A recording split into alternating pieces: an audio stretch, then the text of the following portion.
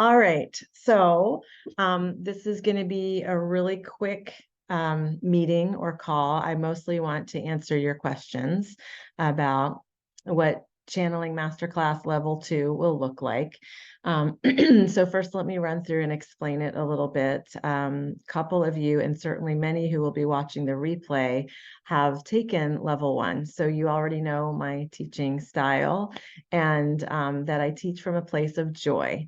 And I believe that channeling is a birthright. I do not believe that it is something exclusive that only certain people are born with or able to do. We all can channel. We all are channeling all the time.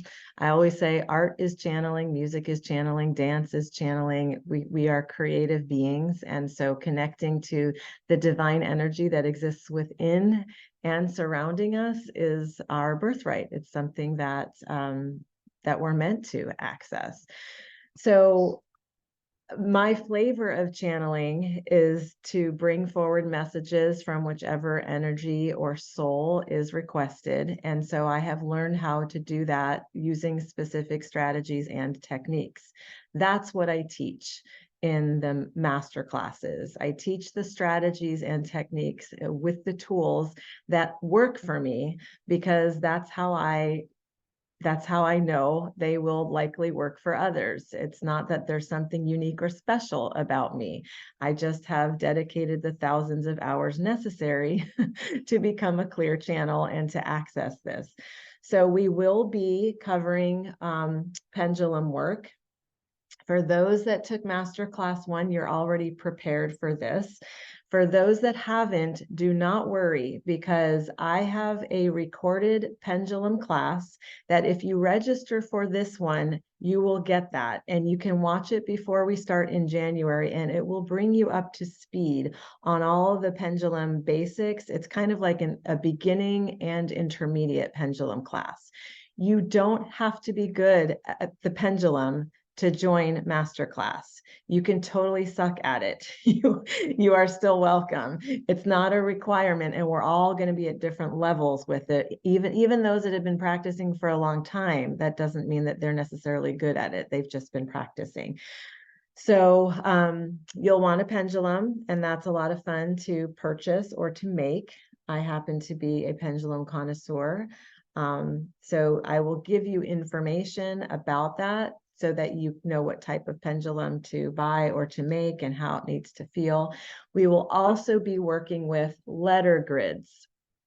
So this one was made for me by a friend years ago, but basically it's an alphabet board, and we use the pendulum to spell out answers to questions.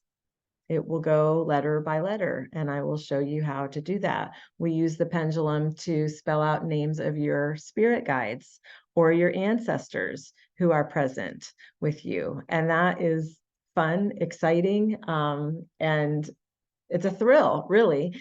And you might be thinking now, oh, I'm never going to be able to do that. Yes, you are. Trust me, you are. I wouldn't be teaching it if you couldn't do it. And I love sitting here and watching the faces light up in the classes, like when their pendulum moves and goes to different letters and starts to spell things. So it works. And having said that, it doesn't have to be your favorite tool. I don't spend a lot of time on it in level 2, but we are going to dive into the deeper use of the pendulum. We will also be doing much more in the way of partnered readings.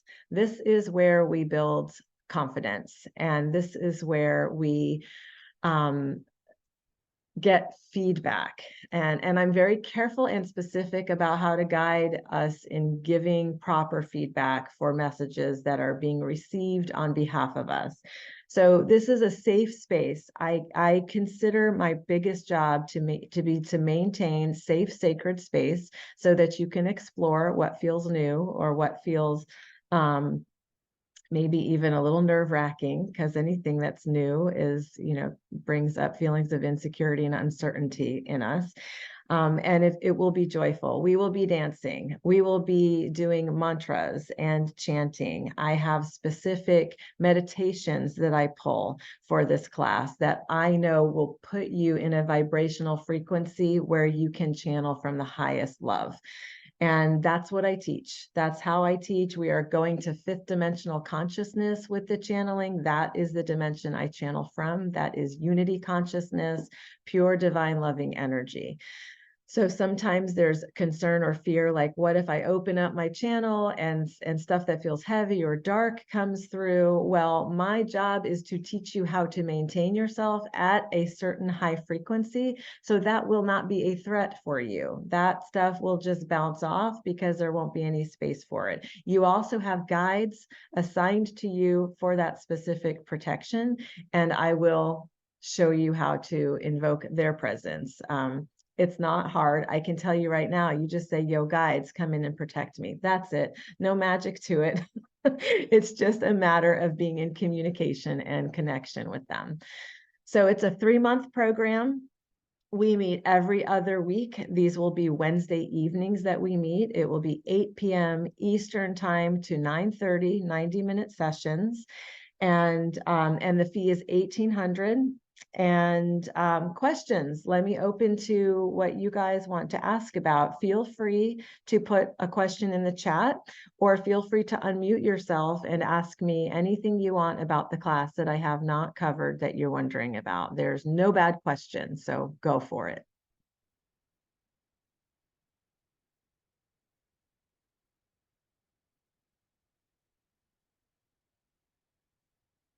I have a question.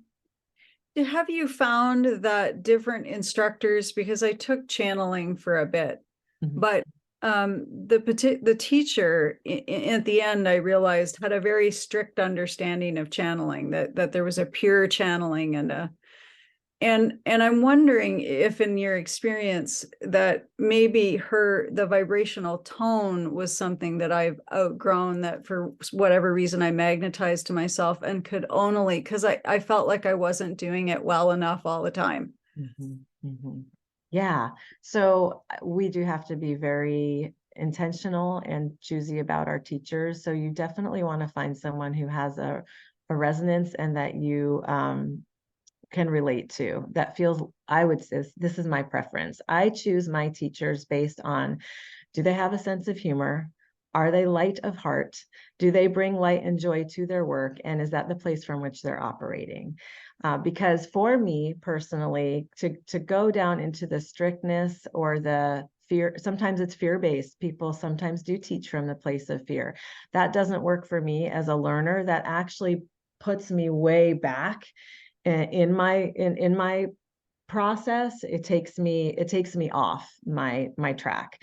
So to me, spirit is joy and love and pure love, and there's nothing else to it. So that's the place I teach from and what I understand it to be. And that's not to say that we as humans are not operating from other places. Certainly we are. We can see that in the outer world, but it's important to feel safe and held and seen and supported and joyful in your practice. Otherwise, you're not going to want to practice it. You'll be afraid you'll get it wrong, or you'll disappoint, or something like that. And we already bring enough fears to the table of our own. So I hear what you're saying. I completely understand. And I would just say, trust your soul. It will tell you, it will guide you. If you feel good and curious and interested and want to lean in, do. And if you have hesitation, ask about it and feel into it, and trust yourself with that. Did that answer your question? Yeah, it did. And it's occurring to me that the meaning that I gave my experience was possibly the fact that it was an opposite learning style to what would invite an opening or an expansion within me. And so there was, that's just occurring, that's downloading, like, whoa, I see. Yeah. Because fear is something, isn't it? Yeah. Yes. Yes. And she's a brilliant channel. It's nothing about, I mean, that's what drew me to her work. Her channeling's phenomenal. So it's nothing against that. I was trying to recreate that, and that was the way that she learned. Yes. And I think it was a tough thing. So you don't bring any of that to the table. And so I'm assuming that your guides don't either. No, thankfully. I would have to hire new ones. If they did, I say this all the time to them and to anyone else that will listen. I am so fortunate to have this team that only meets me in light and joy and humor. And when I'm in that doesn't mean I don't experience heaviness, and deep emotional experiences, but I know those are separate from my spirit connection. So yes, that's it. It matters, and we do tend to teach from the place we learned, because that's how we know. So I'm lucky in that respect too, that I chose teachers who did offer that, and I never remember feeling fearful or like I had to avoid certain questions or certain energies or anything like that. So it's not part of my curriculum. Thank Let you me for ask you that a question. question. Yeah, go ahead. Okay. Could you speak a little bit to the partnering part of it, putting us Yes. into partners? And where I'm coming from is maybe fear-based as well, but being inexperienced and new at this, I'm concerned I'm partnered with someone and, maybe someone comes through that they don't want to hear from. They're like, no, Yeah. wait a minute, I don't want to hear from them, so Yeah. I would feel concerned having me as a partner, with my inexperience. Could you speak a little bit to that? Yes.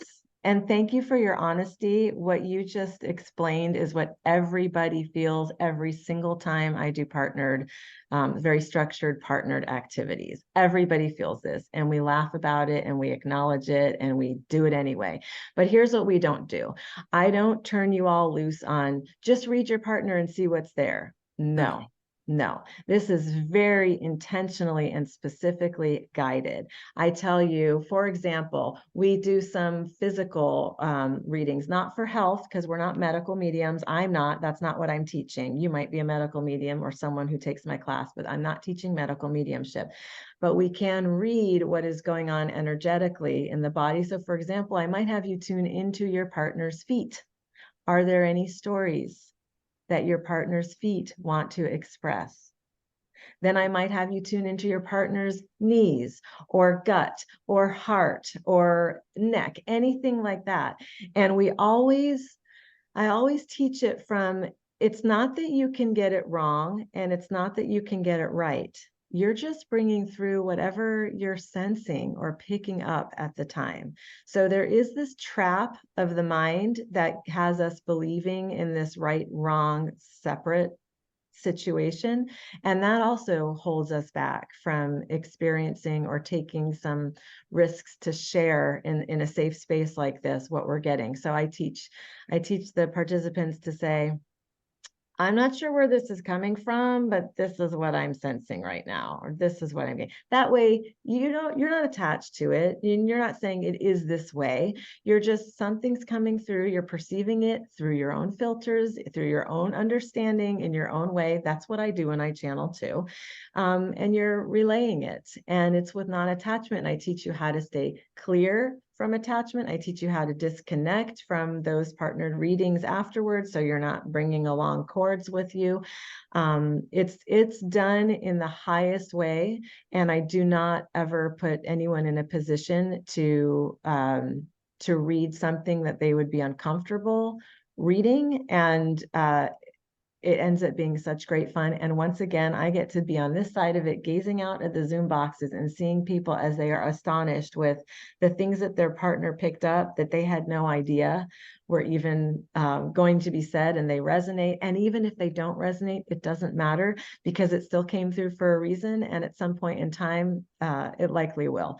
So it makes sense to have concern about that. And I spend a lot of time building up enough foundation and enough confidence for you to enter into that. We don't start off there, we work our way there, and I only choose very easy things to move into so that we can build on that as well. Well, and you also answered the question that you're going to show us how to properly clear before we Absolutely. do that, so that we're not bringing any energy with us that would interfere with, having a clear reading. It's Okay. absolutely essential. We spend gobs of time taking agency and responsibility for our own energetic field. That's the foundation of good, clear channeling. So yes, there's lots and lots of practices and techniques that we do to create that and to reinforce that and to continue that as a baseline of our practice. Okay, great. Thanks for answering my question. I appreciate it. Definitely. Great questions. Any other questions? Just a comment, Stephanie, I was in the first master class and I've had some struggles with time, so I appreciate your understanding on that. I think things are clear for me, but one thing I want to say is in the workshops I've done with you, there is always something astounding that breaks through for me. And that's really what draws me to you and your work. And another thing I want to comment on is when people are choosing to be in this space, whether it's a workshop face-to-face or this, we're all there for the same thing. So the risk is a little less because we're all kind of in the space of exploring.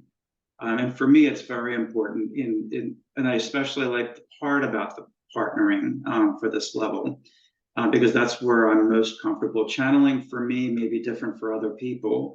Some people are channeling an actual sense of a presence. For me, it might be information that I know is coming from somewhere and I speak it. It's channeling.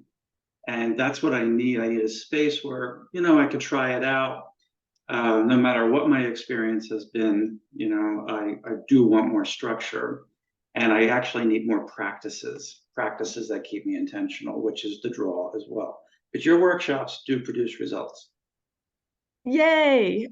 Do. I love that. Thank you. Thank you. Thank you for saying that. I received that with a very full and joyful heart. And, so many people from my level 2 classes have had enough self-trust. This is actually the whole purpose of teaching channeling is I envision a world in which each of us trusts our inner knowing so fully that we then allow ourselves to love big and wide and vast and to care for all species, for all time and all the planet. So that comes when we're in a place of self-knowing and self-trust and self-love and self-compassion. So what happens is that my last masterclass level 2, and a bunch of people in that group actually started their own professional intuitive practices. As a result, I'm not taking credit. It's just what was built within them through the time and space and opportunities to practice and opportunities to get out of their own way. So they deepened their works, some in a shamanic tradition, studied with a shaman. Some are doing intuitive consulting. Some have it as an add-on, like a side thing to what they're already doing professionally, and some have integrated it and woven it into what they're doing professionally. And some have taken their abilities in the realm of animals, because we will be doing channeling with Gaia, Mother Earth, with animal beings, because they are amazing and pure, positive, loving energy and wisdom. They're messengers for us. So there's lots of opportunities here. You do not have to limit yourself with anything. Anything you can imagine yourself doing or using with your channeling is absolutely possible if you can imagine it. Any other questions? Okay, beautiful. Well, I hope to see you in class. If you want to sign up, send me an email. And we'll make sure that you have your spot reserved, and it's going to be great fun. I forget exactly the date in January. It's starting, I want to say the 6th, but don't quote me on that. I'll put it in print though. It's on the website. And you all have a beautiful rest of your day and your week. And thank you for joining for this little quick video. Thank you. Thanks, Stephanie. Have a great day, guys.